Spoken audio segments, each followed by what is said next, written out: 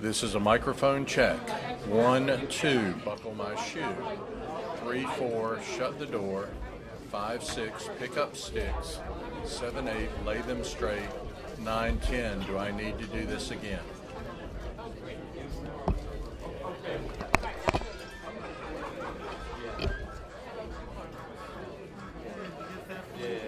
Hello? Test, 1, 2. Everybody okay? Everybody got sound? Everybody's good?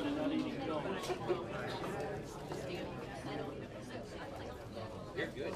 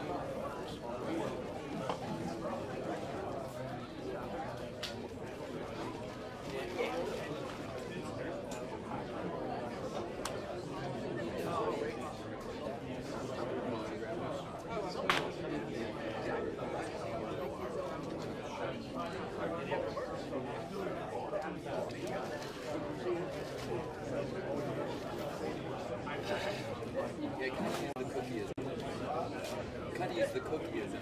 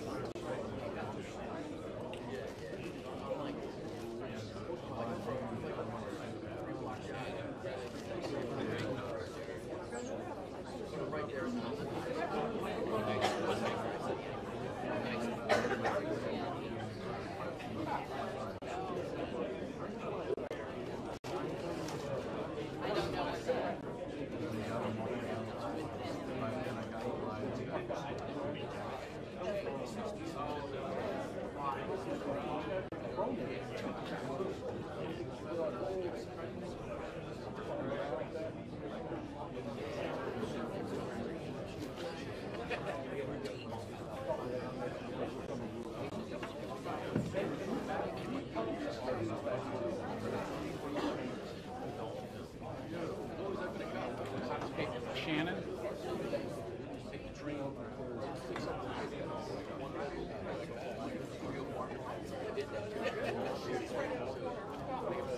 We're still eating.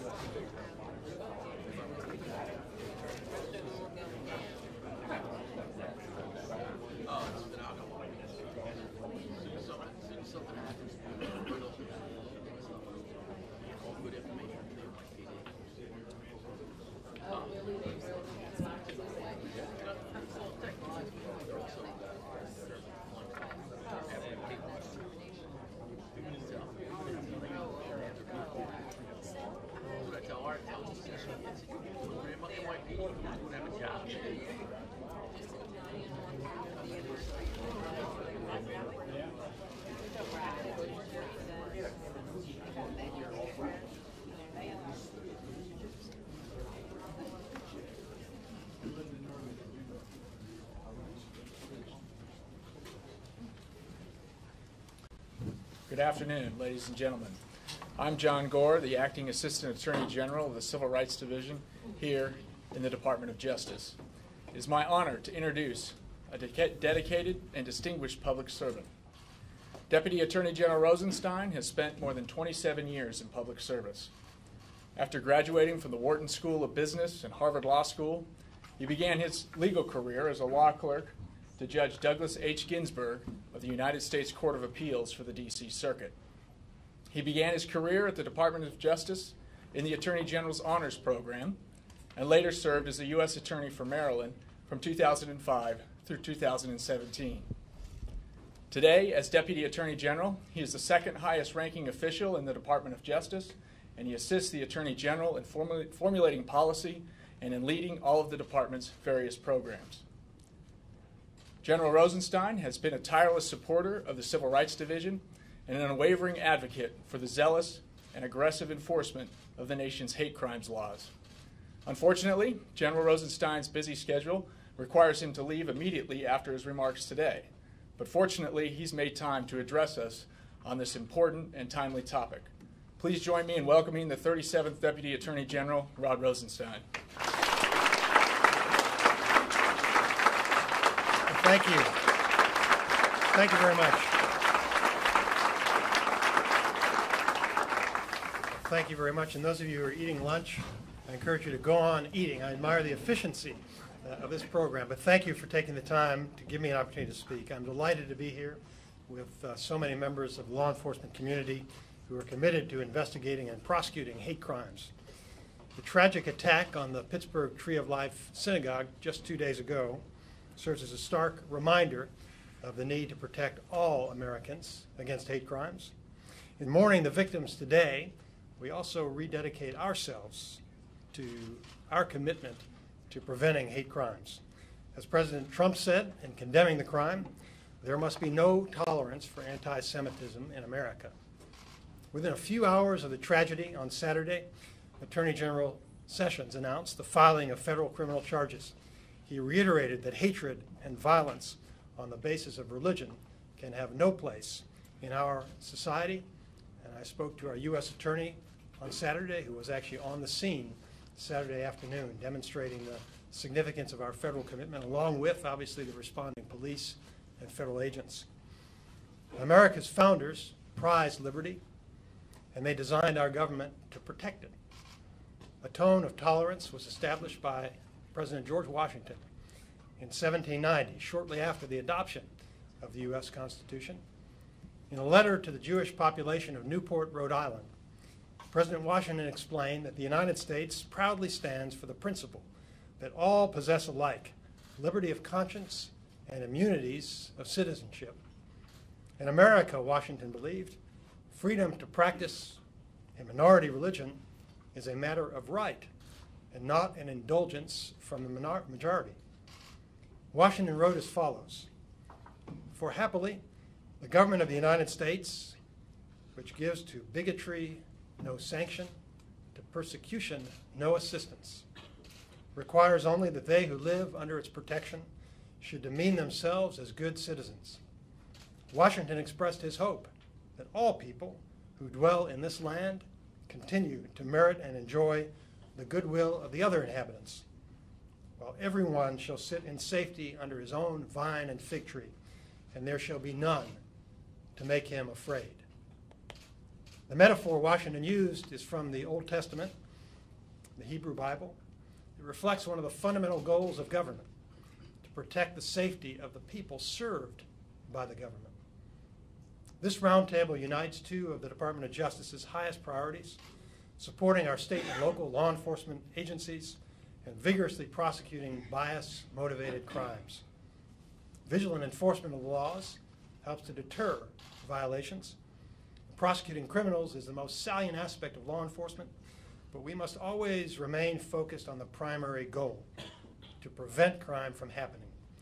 Our true measure of success is the crimes that do not happen.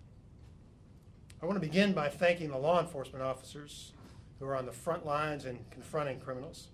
Every day you risk your own safety to protect others. In Pittsburgh, we saw yet another dramatic example of officers who ran straight into the line of fire to protect their fellow citizens. Every day, America's brave law enforcement officers demonstrate sacrifices like that. For this, you have the utmost respect and gratitude of the President, the Department of Justice, and the entire nation.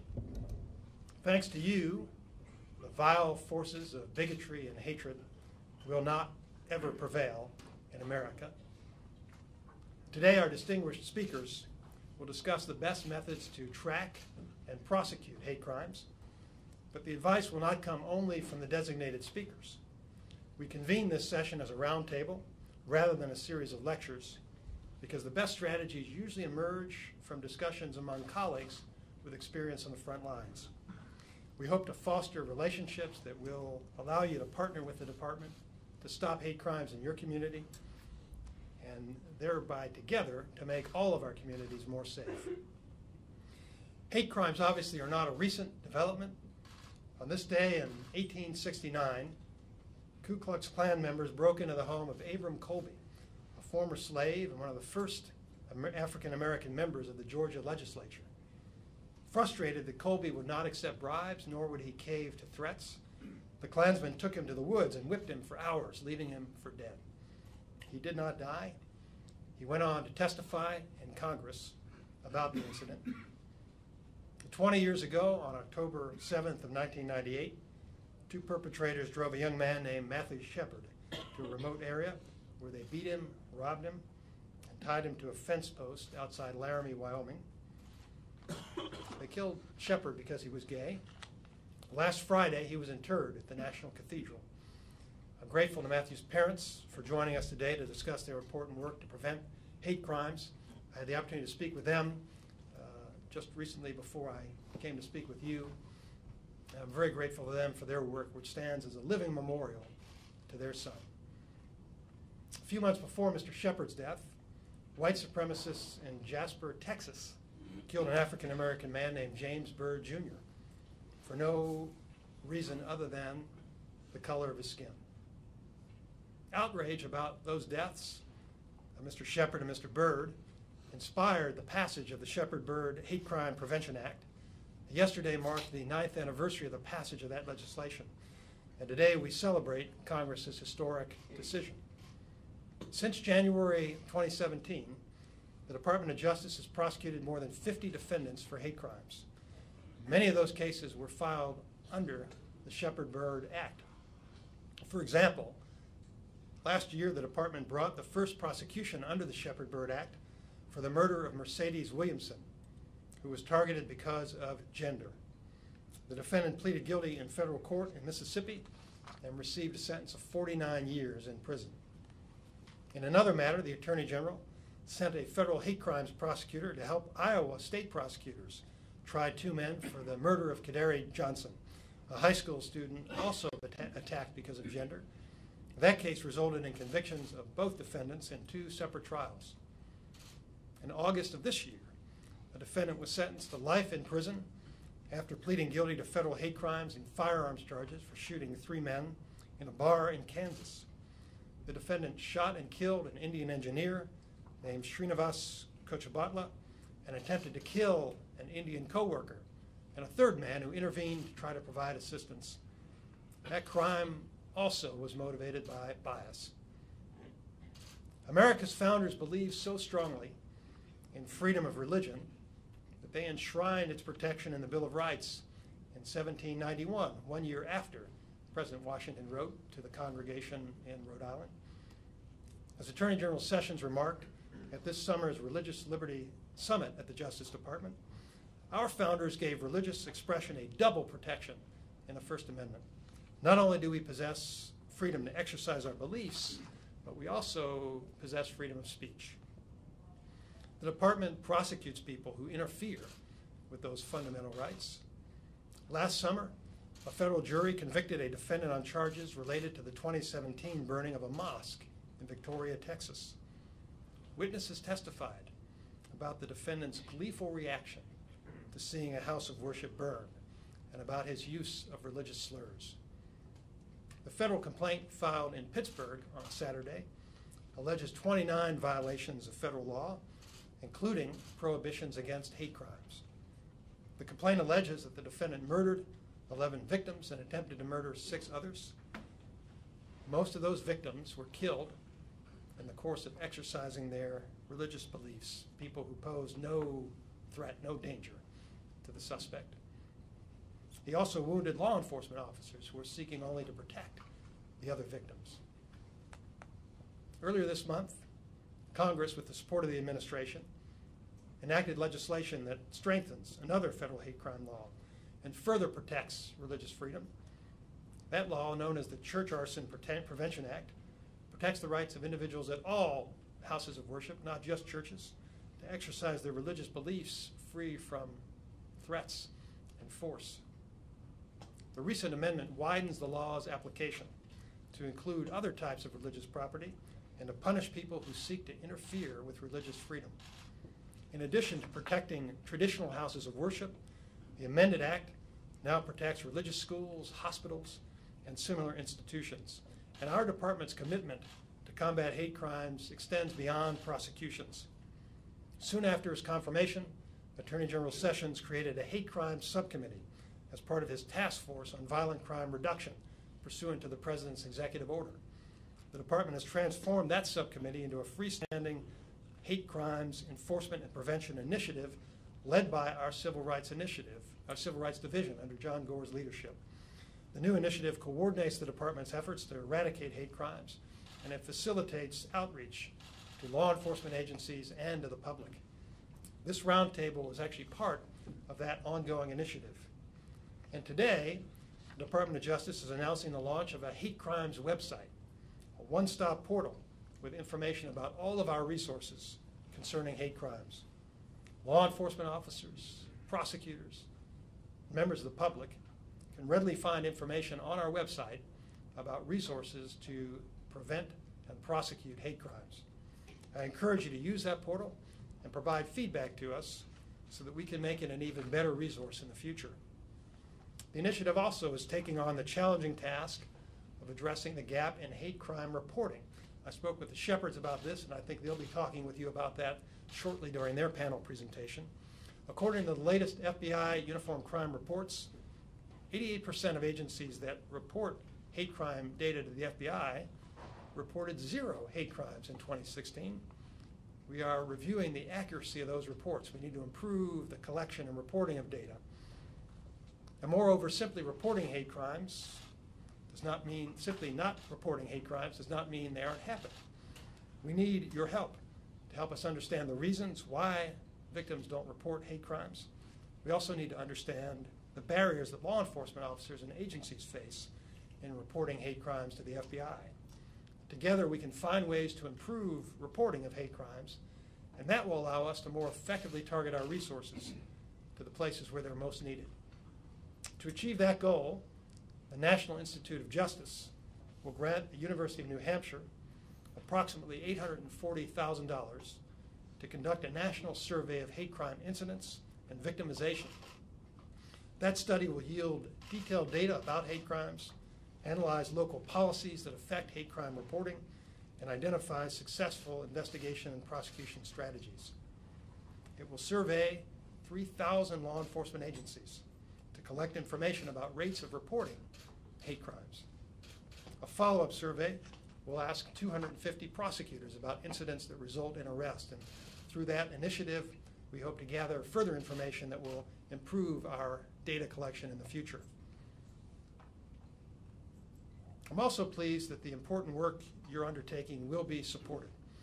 In March, the Attorney General announced a $10 million technical assistance program known as the Collaborative Reform Technical Assistance Center, a partnership with the International Association of Chiefs of Police and 8 leading law enforcement, leadership, and labor organizations. Now, that partnership will now include the prosecution and prevention of hate crimes. For the first time, law enforcement will be able to assess critical and innovative education and training resources on hate crime investigations and prosecutions. And that effort will be led by the Civil Rights Division of the Department of Justice, which includes many professionals who work with state and local partners throughout the country to combat crimes that involve bias and violations of civil rights.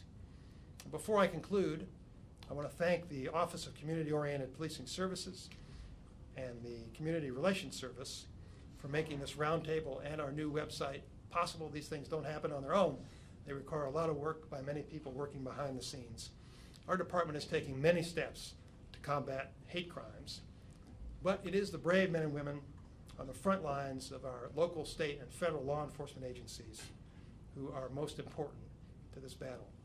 We depend on you to implement President Washington's vision of a nation that gives to bigotry no sanction, to persecution no assistance, and requires only that people who live under its protection demean themselves as good citizens. So let us move forward with a renewed commitment to the principle that every American should enjoy equal protection of the laws and should be free to live and worship in safety. I thank you for your service to your communities and to your country. Thank you very much.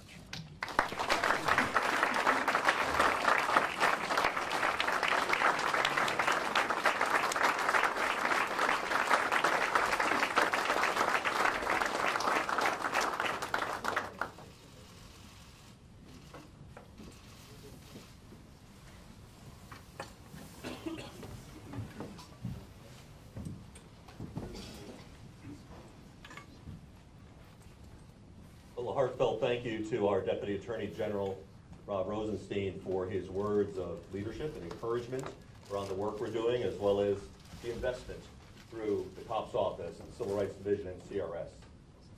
I'll now turn the podium over to our friend and colleague, Chief Will Johnson, to introduce our very special guests who will be our lunchtime keynote speakers. Thank you, Chief. Good afternoon. My name is Will Johnson. I serve as the Police Chief in Arlington, Texas, and Vice President for the International Association of Chiefs of Police. Today, I've been given the distinct honor to introduce our keynote speakers, Judy and Dennis Shepard. I want to thank Judy and Dennis for their willingness to share with us today. I also want to thank Attorney General Jeff Sessions and all the key leadership team in the Department of Justice whose work in protecting people's civil rights is evident, and their contributions for hosting this summit is very worthy of our time and attention. 20 years ago, the Shepard family was forever changed when their son Matthew was brutally murdered for no other reason than hate. Since Matthew's death, Judy and Dennis have turned their sorrow and emotional energy towards fighting hate crimes through the work of the foundation that bears their son's name, the Matthew Shepard Foundation. The main purpose of the Matthew Shepard Foundation is to provide resources to families of LGBT children, to advocate for legislative and policy changes, to protect victims of hate crimes, and to provide and develop training to improve society and reduce hate bias acts. The Shepards were instrumental in the passage of the Matthew Shepard and James Byrd Jr. Hate Crimes Act of 2009, which greatly expanded federal prosecution opportunities to combat hate crimes. Just this past Friday, Matthew's life and legacy was celebrated in his internment at the Washington National Cathedral. The importance of this ceremony cannot be understated, especially for Matthew's loved ones, for his friends, and for every person who values the sanctity of human life. However, it is not lost on me that we gather today to strategize how we can combat and eradicate hate crimes from society. Less than 48 hours following the obvious hate crime of the Tree of Life Synagogue in Pittsburgh, where 11 people lost their life and 6 others were wounded, including 3 brave Pittsburgh police officers who engaged the alleged suspect in a gun battle, undoubtedly saving other lives from being lost. This criminal act of hatred and violence should serve as a reminder of the work that we have before us and compel us to respond with a burning sense of urgency to promote change.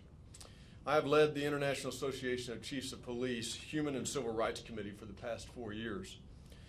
As the largest police membership organization in the world, IACP has uniquely positioned to help contribute to this change. We've worked with social justice advocates, law enforcement professionals, prosecutors, the federal government. We are proud of our partnerships with entities like the Matthew Shepard Foundation, the ADL, the Lawyers Committee on Human and Civil Rights, and many others to create the type of society that we all aspire to live in. But frankly, it's not enough. Much more can be done, and individuals in this room have the ability and the influence to implement this change. The mass murder in Pittsburgh will receive significant media attention, highlighting the impact of hate-based crimes on society, which ultimately is a good thing to receive that notoriety. But unfortunately, one incident will overshadow many others, like the murder of 2 African Americans in Kroger in Jeffersontown, Kentucky, last week, where it is believed that the suspect first went to a house of worship, predominantly serving African Americans. Or the recent conviction of a Grapevine, Texas man who was threatening violence and intimidation by hanging a doll in a noose in front of an African American family's apartment, denying them the basic right to live free from fear and intimidation. As police executives, we must focus on enhancing our response to hate crimes and providing procedural justice to the victims, both direct victims and indirect victims of these harmful acts. Because every citizen, regardless of race, color, ethnicity, national origin, expression, gender identity, or sexual orientation, has the right to live free from fear and intimidation. Matthew Shepard's life may have ended 20 years ago, but his influence did not. His story continues to be shared around the globe by his parents and by colleagues in this room who are committed to to the same shared values and the same shared goals as his family. Judy and Dennis, I want to personally thank you for sharing your personal journey along this way so that we might be better ourselves as a society and better as a law enforcement profession. Please help me warmly welcome the Shepherds as they share their experience.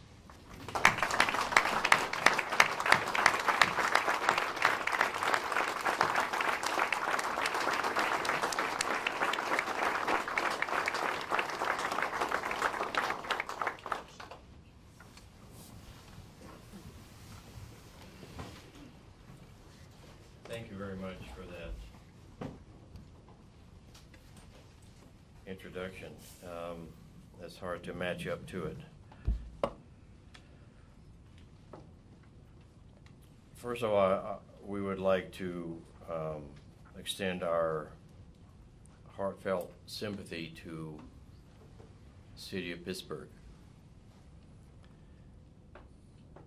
We know what it's like to lose a loved one in an act of violence. So please accept our sympathy for that. As a refresher, for those of you who aren't totally familiar with what happened to Matt 20 years ago, he was a college student, 21 years old, wanting to go to school and get his degree in international relations so he could work overseas to bring the same rights, privileges, duties, and responsibilities that he thought he had as an American citizen here to other countries. He spoke 5 languages and was taking a 6th when he died. 2 young men who were also 21 at the time met him in a bar, pretended to be gay, and offered him a ride home. They took him out on a prairie. They robbed him. They beat him with the butt end of a Smith & Wesson .357 Colt revolver, using the barrel as the handle and the butt as the hammer port. The 20 blows to the head eventually ended up crushing his brainstem. He was on the prairie for 18 hours before a bicyclist on his mountain bike, who normally went in other directions, for some reason decided to take that path, and he hit a rock, fell over, looked up, and saw what he thought, because it was October, a scarecrow. He went over and checked. He saw a hair. He saw the person breathing. Ran to the nearest home, called 911. Deputy sheriff showed up. She thought it was a 10-year-old child. Matt stood 5'2", weighed 105 pounds.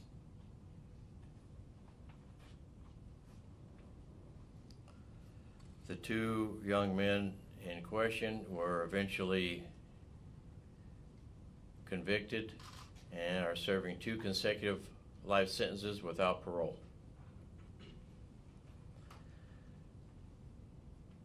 At the time of the trials, they could not be convicted for hate crimes because Wyoming did not have a hate crime law. To this day, 20 years later, Wyoming still, the equality state, still has no hate crime law. The current governor says every crime is a hate crime.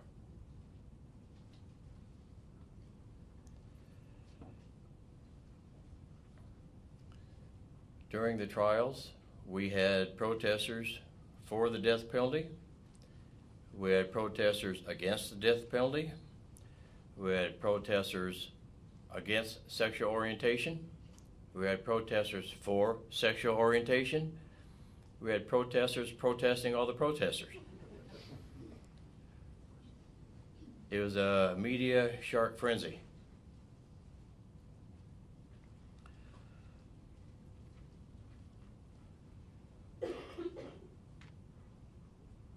The Laramie Police Department and the Albany County Sheriff's Department worked hand in hand investigating and prosecuting these two men.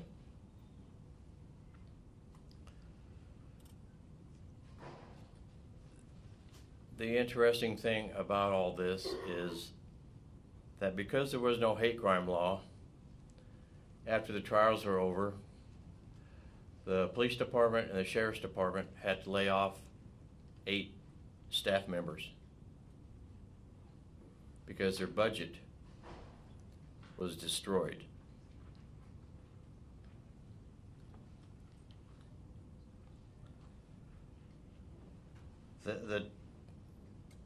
The two who did this to Matt consider themselves folk heroes. One of them still does.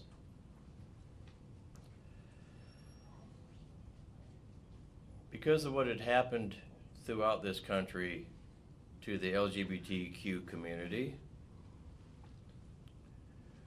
whenever there was any incidents of vandalism, robbery, beating, murder, whatever it might be, in many instances, not all, thankfully, law enforcement just ignored it and said, who cares, it's another fag. This gave them the impetus and the mistaken belief that whatever they did would be ignored. There was open season on the LGBTQ community at any time to anyone in any place.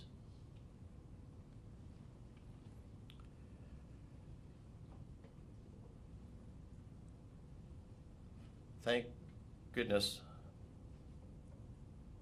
we had law enforcement officers at the time who did not believe that. I often start my speaking when I talk to law enforcement by saying, my son died because of you. And I just gave you the reasons why. They were ignored.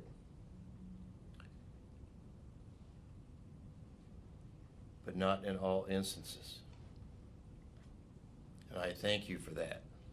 I thank all of you. I thank all of your staff. And I thank your communities for supporting the fact that you are professionals. We could not do what we do living a life of privacy and enjoying our families without law enforcement, as was mentioned earlier, running into the fire instead of away from it.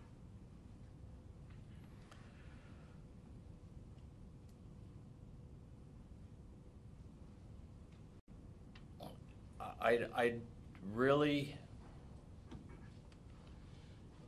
don't know how to talk about some of this with the state of Wyoming. We have 5 states that still have no hate crime laws: Georgia, South Carolina, Arkansas, Indiana, and Wyoming. Many of those states have hate crime laws, but they do not include gender, gender identity, sexual orientation, disability, or perception, which is key in many instances. So we need to change that. As part of that, when we make these changes, we need to look at what needs to be done to keep these from happening again.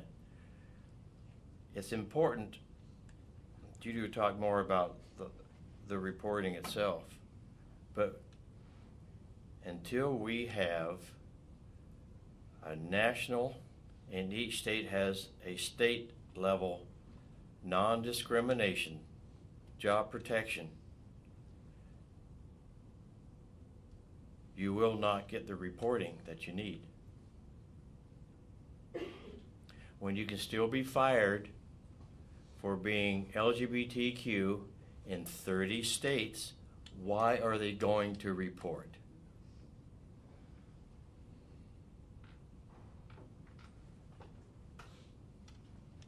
When I can be married to my partner today at noon, and I go back at 2 o'clock to my partner on my insurance, and I'm fired by 3 o'clock, we need change. No one is going to report. The same is with permanent residents, green card, immigrants. Why would they report hate crimes if there's a chance they will be deported? And hate crimes are critical that they be reported. Critical.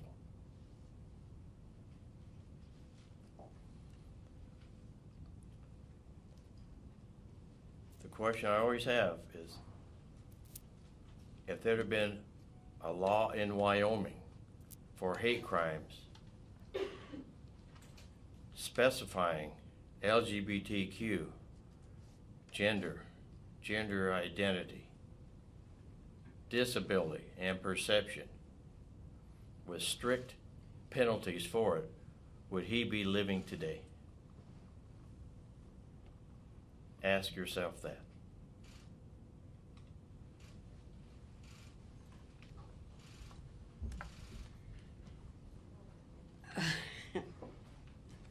Thank you, Dennis. Yeah, like, I'm not this tall, y'all. Yes, I'm down here. Very good. Thank you. Thank you, Deputy Attorney General Rosenstein. Those very kind words. Thank you for the introduction. He said I could call him Will. So, Will, thank you very much. We are indeed honored to be here among this august body of law enforcement and folks who really want to take hate crimes and hate crime reporting seriously. It's one of the things we have talked about endlessly over the last 20 years, how important it is to really know where hate crimes are happening and why. Otherwise, we are unable to address the issue and perhaps alleviate the issue, which is the end result we are all looking for, is to live in a country where we feel safe and secure, to live our lives free from fear. All of us want that. Whether we're gay, straight, African American, whatever, wherever we came from, for however we worship, we all have the same hopes, dreams, desires to live secure in our homes and in our jobs, in our streets, everywhere we live. We only want to live our life free from fear, all of us. So why can we not work together to try to make that happen? Every community, every protected class, religion, race, LGBTQ+, disability, we need to work together to try to resolve the issues. So let's work with law enforcement to make that happen. Let's invite law enforcement into our communities. Let's work on community relations so that we trust our law enforcement, so they will want to help us and understand how really critical the reporting is. Because if we don't know what the problem is, we don't know how to address the problem.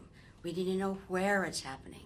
So if you're in a community where reporting is not really encouraged or perhaps even might be discouraged, I am inviting you to try to change the atmosphere where you are from. This is important to live in America where we feel like Americans, where we feel like we can take care of one another, where we can help one another to achieve our final dream of safety and security, of happiness and freedom where we live, no matter where we live, no matter what community we represent, because in the end we are all human beings and we should be trying to take care of one another. When we lost Matt, we lost a very crucial part of who we are. We rebuilt our lives around our loss, and we felt that in doing that, what we needed to do was share our stories so everyone else would understand exactly what we did lose and the potential that they might face and what they might lose if we don't unite as Americans, as citizens of this country, in law enforcement, in prosecution, in just communities in general. we're all trying to live together. We all came from someplace else, unless you're lucky enough to be a Native American. Essentially, maybe all those years ago, you came from someplace else too. The idea is that we learn to live together and respect one another for who we are. Respect one another for who we are at the very least, and to have self-respect for who we are as well. We lose so many young people because our communities don't want to welcome them into their hearts and into their communities and homes, and they have no hope. This is unacceptable to me. We should not be losing anyone because they fear the next day, that they go to school afraid because they're going to be bullied or taunted or even physically assaulted. This is not the America I want to live in. I don't want to see the rhetoric that surrounds us every day from all corners of America and the world, frankly, that anyone else is less than someone else, or unworthy of being safe in their job or their home, or unworthy to even exist. This is not the world. This is not the country I want to be a part of. And I really felt like we were on a really good path to achieving that. But lately, what I see is not that goal. That goal seems to be moving further and further away from us. I am so encouraged that the Department of Justice, that the Deputy Attorney General, all of you in here, the Association of Chiefs of Police, see this as something really critical to the advancement of American citizens so that we can move forward into a life of freedom, free from fear. This is all Matt ever wanted, was a world where we didn't notice differences of each other. We accepted differences, we embraced those differences, we encouraged us to all be unique, to not be the same, but to be unique, and to understand how critical that is to the advancement of the world in all facets of life. All facets of life. We are a creative community, all of us. We have something to contribute. Let's acknowledge that. Let's embrace that. Let's not single it out because it's different and attack it. Let's embrace it and make it part of who we are, all of us, all of us. And how you can help us and why you are here is to understand why reporting hate crimes seems to be such a barrier. Why some are so good at it and take it very seriously, and some not so much. What are the barriers that prevent that? Let's address those barriers. Let's make it work for us. This law was passed to make it work, to make hate crime reporting easier, to include LGBT and gender and disability, to expand the parameters. Let's make it work. Let's make it do what it was meant to do. So let's participate in the reporting aspect of that so we all understand what's going on and how we can actually help remedy the situation. It's a responsibility for all of us as citizens, as members of law enforcement, and just moms and dads, all of us. We all have families we want to protect. We all have friends and neighbors we want to feel safe. Doesn't matter what their religion is or the color of their skin or who they love. We all want to protect our family and friends. So let's work together to make that happen.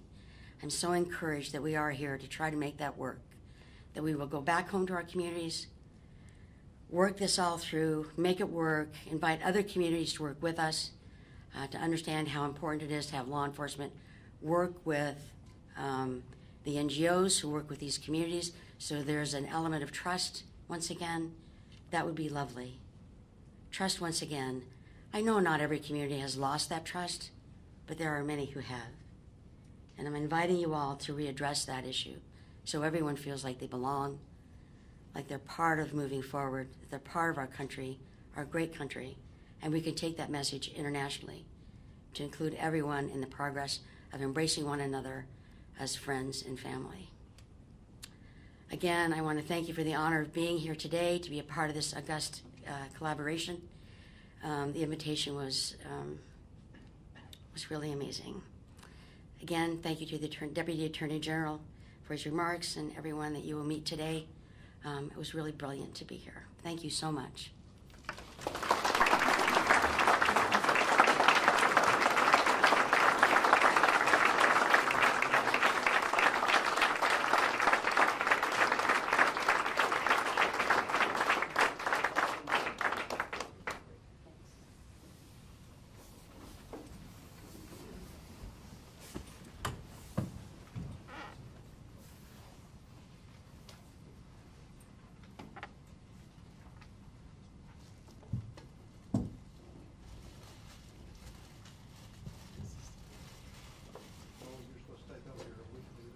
I tell you what, you guys are versed enough as public speakers to be able to cover any gap in the program. But the gap we have, folks, now is really going to be a 15-minute break. This is an opportunity for us to clean our tables and regroup in about 15 minutes. It gives the media corps a chance to break down and back out. Then we'll resume our roundtable at that time. We'll offer our thanks to Julie and Dennis when we reconvene. Thank you very much. We'll see you in 15 minutes.